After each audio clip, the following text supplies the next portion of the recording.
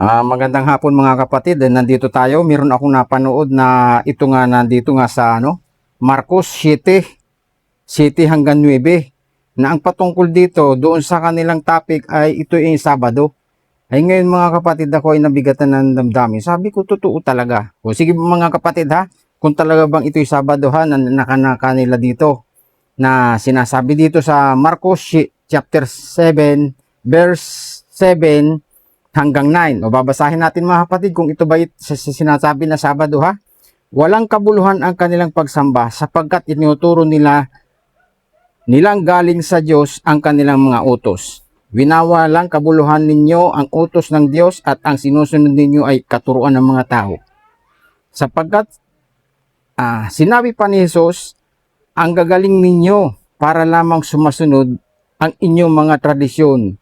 Pinapawalang bisa ninyo ang utos ng Diyos. Yun mga kapatid, ang kanila sinasabi na patungkol daw ito ay tungkol sa Sabado. Ngayon, ito mga kapatid, kung talaga ito sa Sabado, tama. Dahil pinapawalang bisa ninyo. Pero mga kapatid, yung tamang unawa nito, yung konteksto noong chapter 7 na ito. Ngayon mga kapatid, hindi ito mga kapatid, hindi ito tungkol doon sa Sabado. Nga kapatid ha, babasahin natin para mas maintindihan natin na talaga ba, kung talaga ba itong chapter 7 verse 7 hanggang 9 ay sa Sabado ang pinatutungkulan dito ni Jesus.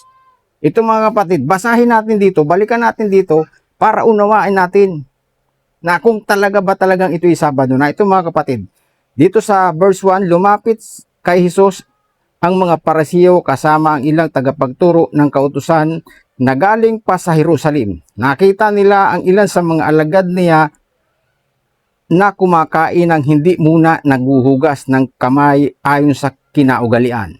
Yun mga kapatid ha, tandaan ninyo ito mga kapatid, yung paghuhugas ng kamay, yan ang kanyang kaugalian. Sapagkat ang mga Hudyo, lalo na ang mga Parisiyo ay hindi kumakain hanggat hindi muna sila nakapaghuhugas ng kamay ayon sa kaugaliang minana nila mula pa sa kanilang mga ninuno. Tandaan nyo mga kapatid ha, itong mga Parisiyo na to ay hindi sila naghuhugas ng kamay.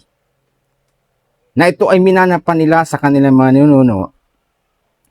Chapter 4, verse 4, hindi rin sila kumakain ng anumang galing sa mga palengke nang hindi muna ito hinuhugasan. Marami pa silang sinusunod na katuruan minana tulad ng paghuhugas ng mga tasa, pitsil, sisidlang tanso at mga higaan. Kaya tinanong si Jesus ng mga Parisiyo at ng mga tagapagturo ng kautusan, bakit hindi sumusunod ang mga alagad mo sa mga turo ng ating mga ninuno? Alin mga kapatid yun sinatawag ng mga turo? Yung paghuhugas ng kamay bago kumain. Naintindihan niyo mga kapatid? Kumakain sila ng hindi muna naghuhugas ng kamay ayon sa kaugalian. Sinagot sila ni Jesus, mapagpakunwari. Yan mga sagot ni Jesus sa kanila sa mga Parisiyo na mapagkunwari. Tama nga ang mga sinabi ni Isaias tungkol sa inyo ng kanyang isulat. Ang pagalang sa akin ng bayang ito ay pakunwari lamang. Napansin niyo mga kapatid? Yun ang sagot ni Jesus sa kanila sa mga Parisiyo na yon, na napagkunwari lamang. Dahil bakit mga kapatid? Bakit masinabi ito ni Jesus? Sapagkat ito'y sa bibig at hindi sa puso bumubukal. Napansin niyo mga kapatid ha? Yun palang utos na yun. Yung sinasabi na yun ay hindi bumubukal sa puso kung hindi lamang ay sa bibig lang.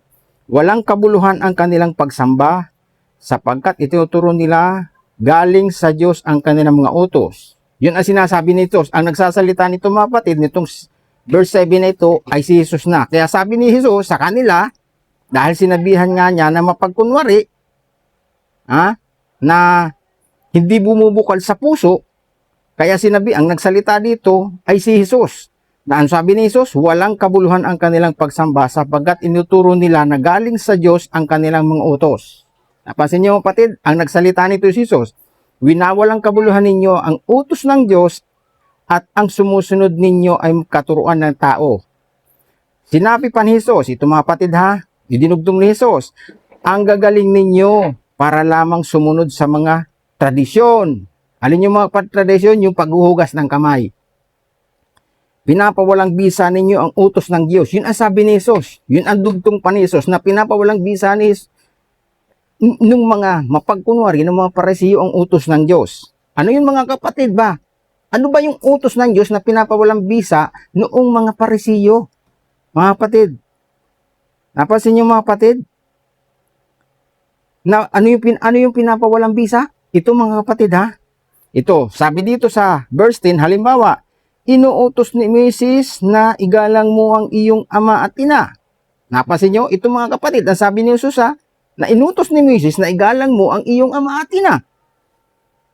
At ang sino mang lumait sa kanyang ina, ama o ina, ay dapat patayin. Tandaan niyo mga kapatid ha, na pag lumait sa ama ay ina ay patayin. Yun ang utos ni Mrs. Pero ano nangyari? Ngunit itinuturo naman ninyo na kapag sinabi ng isang tao sa kanyang ama o ina, na ihandog ko na sa Diyos ang mga tulong ko sa inyo, ang taong yun ay hindi na ninyo pinapatulong sa kanilang mga magulang. Yun mga kapatid, yun mga tradisyon. Napasin yung kapatid na kailangan ng magulang. Anong mga kapatid na sinasabi dito? Kapag sinabing naitulong na sa Diyos, ito mga kapatid ha, naihandog na.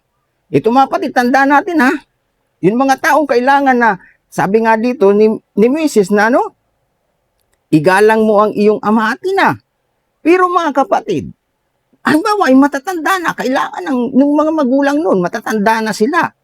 Ay ngayon, ay sinasabi dito, naihandog ko na sa Diyos ang mga tulong ko sa inyo. Ay nangangailangan yung magulang, sasabihin ng mga anak, naihandog na sa Diyos. Ano ang sinabi nitong mga mapagpaimbabo na itong mga Parisiyo, mga kapatid? Ang taong yun ay hindi na ninyo pinapatulong sa kanilang mga magulang. Napansin yung kapatid, yun mga kapatid ang sinasabi rito.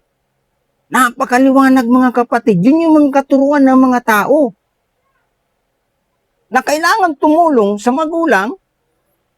Ang problema, sabi nung anak, ay naihandog ko na po sa Diyos ang para sa inyo. Ay ngayon, itong mga katuruan ng mga tao, tinatanggap nila. Ha? Na hindi na pwedeng tumulong yung kanilang anak sa magulang dahil naihandog na nga yung kanilang itutulong sa magulang. Yun ay tinatanggap.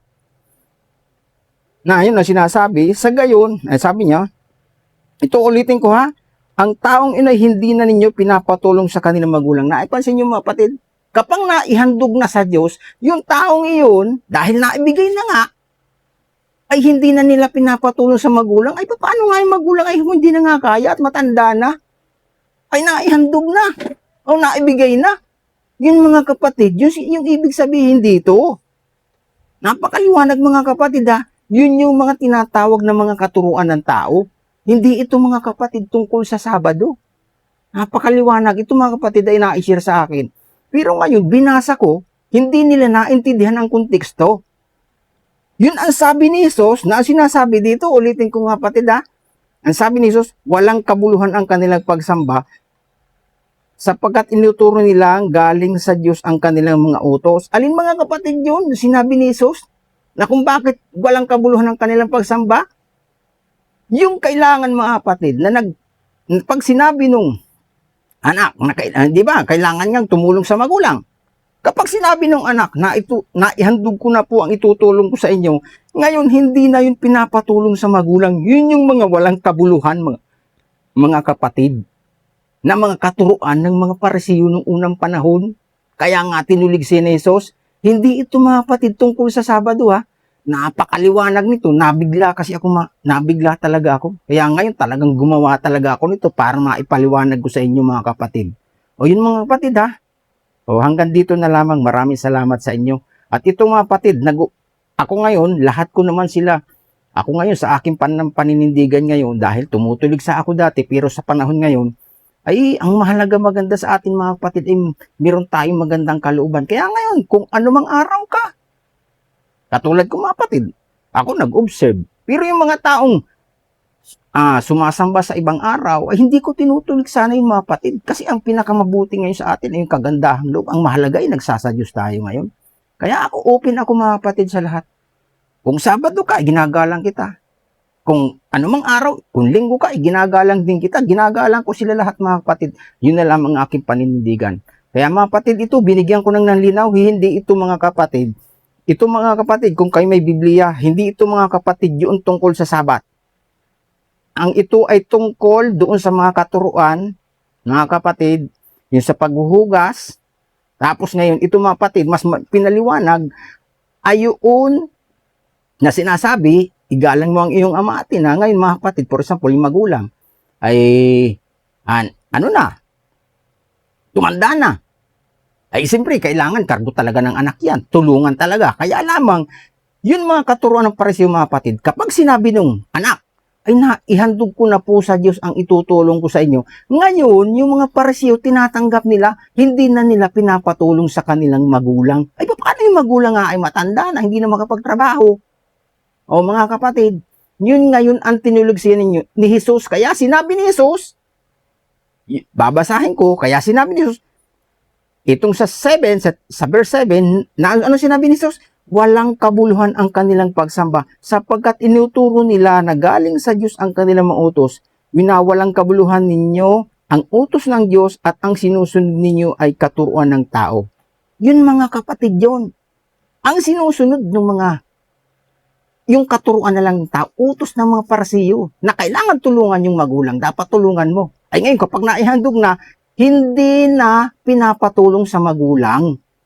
Kapag naihandog na, naibigay na, naihandog na yung dapat itutulong sa magulang. Tinatanggap na ng mga Pariseo na hindi na tumulong sa magulang. Ay paano kung wala nang isasaing yung magulang? Dahil naihandog na, naibigay na. Mga kapatid, hindi mo na ba tutulungan? Naihandog na? Ay di mo lang kakainin yung mga magulang. Kaya ngayon, mali mga kapatid lang itong pagkaintindi nila. O ito, hanggang dito na lang. Maraming salamat and God bless you.